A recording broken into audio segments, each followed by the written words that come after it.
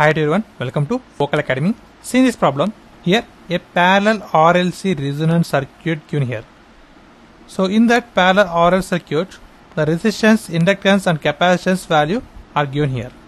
Resistance is 8 kilo ohms, inductance is 40 millihenry and capacitance is 0.25 microfarad. Then how to find quality factor? So we have a direct formula is there for finding the quality factor for any parallel RL circuits in terms of resistance, inductance and capacitance.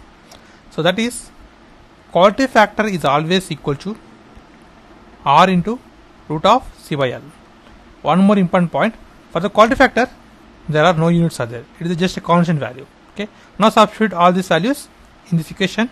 We will get R is 8 kilo ohms, that is 8 into 10 cube into root of capacitance is 0.25 micro, that is 10 power minus 6 upon, and inductance is 40 millihenry, the 40 into 10 power minus 3. By simplifying this by using calculator, we will get a value that is 20. So this is the quality factor for the given circuit, and this is process of simplification for finding the quality factor. And thanks for watching. Please subscribe, like, share. Thanks.